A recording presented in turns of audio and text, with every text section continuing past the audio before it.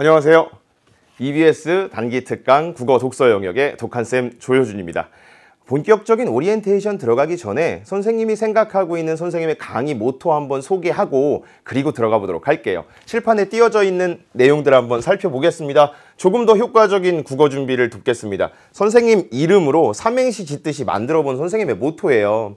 밑에 열쇠 그림 그려져 있는 것처럼 어렵고 힘들다고 느낄 때, 그럴 때 선생님이 그 해결의 열쇠가 되어드리고자 이렇게 정해 놨습니다. 선생님이 강의 마치면서 인사할 때도 선생님의 강의 모토를 외치면서 좀 강의를 마쳐볼까? 이렇게 생각하고 있어요. 자, 그러면 다음 화면을 통해서 EBS 단기 특강 독서 교재 구입하고 강의를 들어야 되겠다라고 마음 먹었을 때 그때 아마도 여러 학생들 간에 공통점이 있지 않을까 생각해 봅니다. 자, 이 교재하고 강의가 과연 나한테 잘 맞을까? 나는 2학년이 아닌데 뭐 이런 생각도 있을 거고요. 나는 2학년이 될 거니까 정말 나한테 이 강의가 딱 맞는 걸까? 이런 생각도 있겠죠. 사실 선생님은 우리 고2 개념 미리 보기라고 교재에 적혀있는 내용을 봤을 거예요. 그렇지만 고1, 고2 그리고 독서 영역에 많은 힘겨움을 느끼고 있는 고3 학생들에게도 충분히 맞을 수 있는 강의다. 그러니까 그런 것들 걱정하지 마시고 내가 아직까지 독서 영역이 완성되지 않았어. 난 아직 시작도 안 했어. 어려운 데가 너무 많아. 문제를 풀 때 자꾸 틀리네. 독해를 어떻게 해야 되는지를 모르겠네. 이러면 선생님과 함께 했으면 좋겠습니다. 자, 독서 영역은 대체 어떻게 준비해야 하는 것일까라고 적어놨어요. 자, 여기서는 선생님이 드리고 싶은 말씀이요. 우리 잘 한번 생각해 보자고요. 어쩌면 그동안 문제를 풀고 정답을 확인하고 오답 노트를 만들고 이 과정으로만 공부를 해왔을 수도 있어요. 자, 문제풀이 위주가 맞는 걸까? 아니면 글 위주의 학습이 맞는 걸까? 이 생각을 좀 해볼 필요가 있다고 생각합니다. 선생님은요, 지문 위주의, 글 위주의 공부를 해야 한다고 생각합니다. 자, 문제 역시 중요하죠. 당연히 중요합니다. 맞고 틀리고에 따라서 선생님은 1번부터 5번 선지에 정답과 오답의 근거를 모두 다 알고 있어야 된다고 강조해요. 그렇지만 그 이전에 올바른 독해 과정을 진행을 해야만 그것에 따라서 정답과 오답을 잘 찾아낼 수 있거든요. 그래서 어쩌면 선생님이 이번 강좌를 통해서 문제를 풀어내는 그 과정보다는 독해를 하는 과정을 조금 더 신경 써서 진행하게 될 겁니다. 그렇게 알고 따라와 주길 바라겠고요.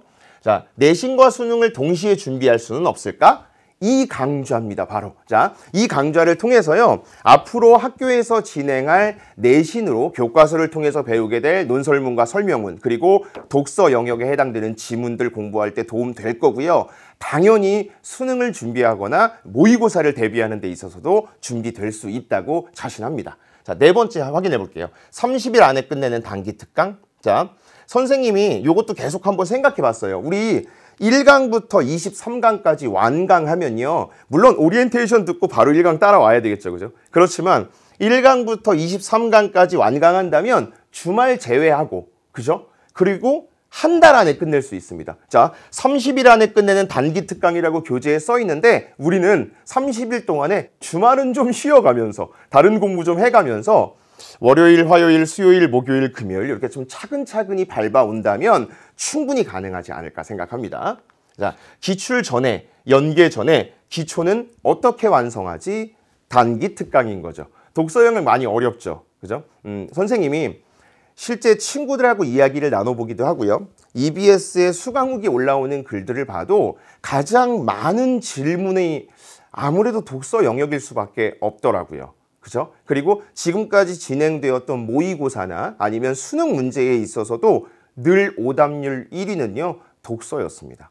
굉장히 어렵습니다. 그 굉장히 어려운 것은 당연합니다. 기초가 가장 중요합니다. 그래서 기초 선생님이랑 같이 좀 잘 만들어 가보자고요. 그다음, 수능의 난이도를 결정하는 건 앞서서 말씀드렸다시피 독서입니다.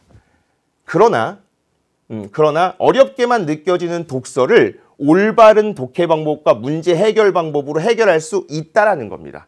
그렇죠? 굉장히 어렵다고 느껴지겠지만 충분히 가능하다라는 말씀을 드리고 싶고요. 발문과 선지 확인, 앞에서 말씀드렸죠. 그렇죠? 독해 들어가기 전에 발문과 선지를 빠르게 스캔하는 거예요. 그러면서 조금 더 구체적인 내용을 선생님이 강좌 통해서 말씀드릴 거고 지문 독해 전략을 수립해야 합니다. 자, 이걸 선생님은 뭐라고 많이 말씀드리냐면 발문으로 지문을 휘어잡아라 라고 말씀을 드립니다.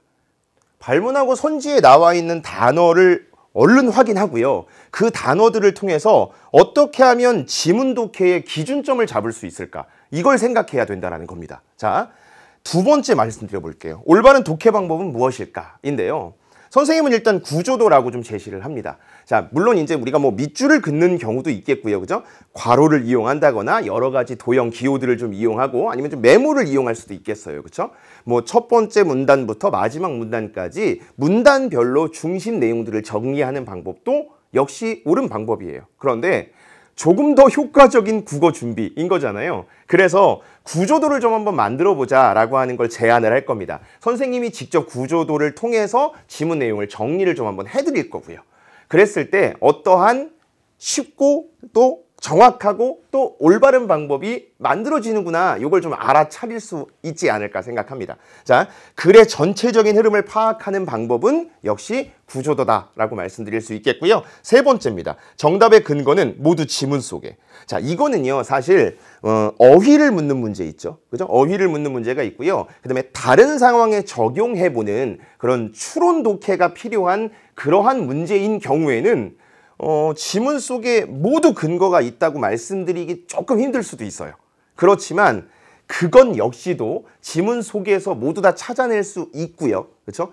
모든 선지의 근거를 찾아내는 건 힘들지 모르겠지만, 그죠? 그리고 방금 말씀드린 그런 내용을 제외하고는 기본은 사실 독해예요. 그죠? 정확하게 독해를 했다면 지문 속에 1번부터 5번까지 선지의 옳고 그름이 모두 다 제시되어 있습니다. 그걸 기준으로 판단하면 될 것 같습니다. 자, 1번, 2번, 3번 내용이 이렇게 제시되어 있는데요. 이거 뭔지 아시겠죠? 그죠? 교재를 구입했으니까 교재 통해서 그렇지 유형학습은 3단계, 실전 문제는 이렇게, 수능 대비는 모의고사 1, 2회로 이렇게 구성되어 있죠. 그렇죠? 자, 수능의 길을 묻다라고 나와 있는 부분은요. 그간의 수능 기출 문제하고요. 6월, 9월 평가원 모의고사들 문제 중에 해당 그 항목에 맞게끔 필요한 지문이 제시가 되어 있어요. 그런데 지문이 전체가 제시되지 않은 경우가 훨씬 더 많고요. 문제는 뭐 예제 문제로 1개씩만 나와 있습니다. 그래서 선생님이 수능의 길을 묻다라고 하는 부분은요. 정말 뭐 처음부터 끝까지 모두 다 독해하고요. 문제 다 풀고요. 이렇게 가지 않고요.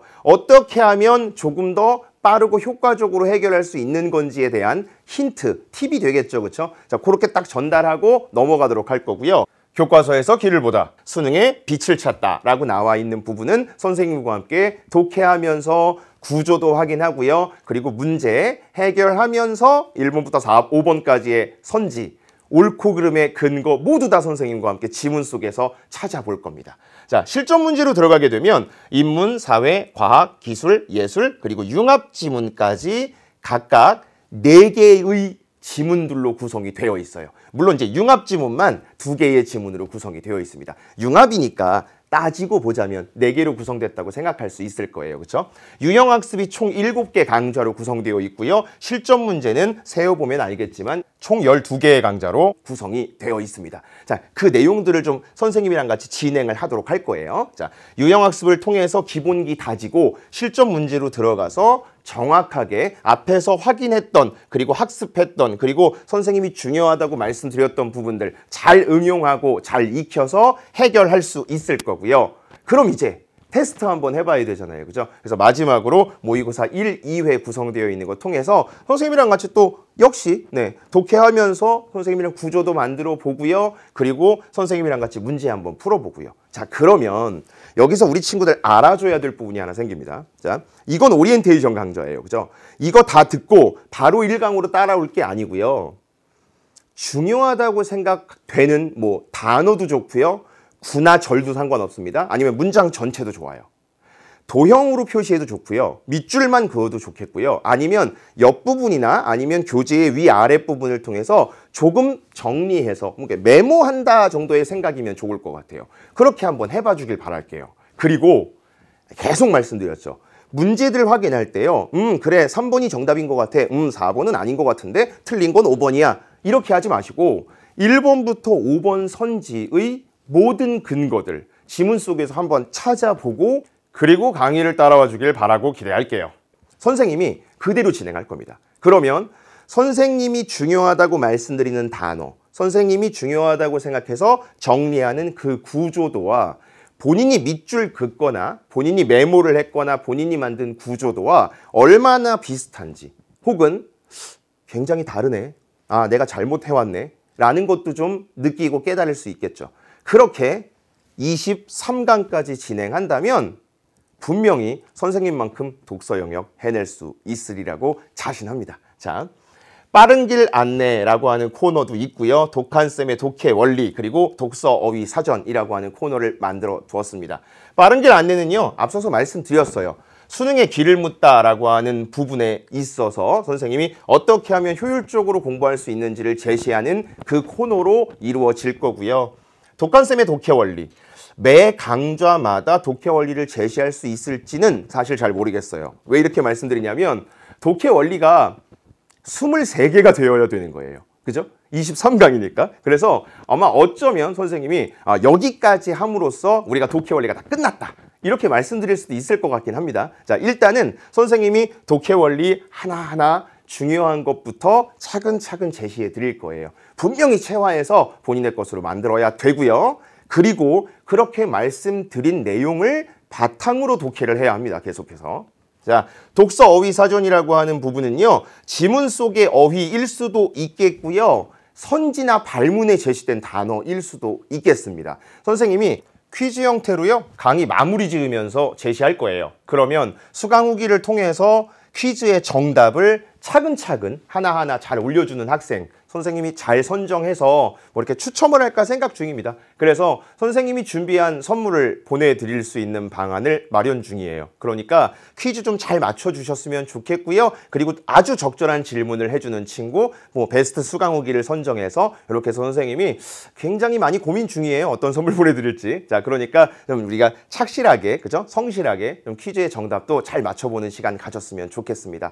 독서 영역 많이 어렵습니다. 자, 독한쌤이라고 정해봤습니다. 이번 강의의 모토예요. 자, 독서 한 방에 쌤만큼 해낼 수 있다라는 말인데요. 독서 굉장히 어렵죠. 그래서 막 알쏭달쏭하고 힘들어요. 그렇지만 선생님이랑 같이 23강 완강하면요.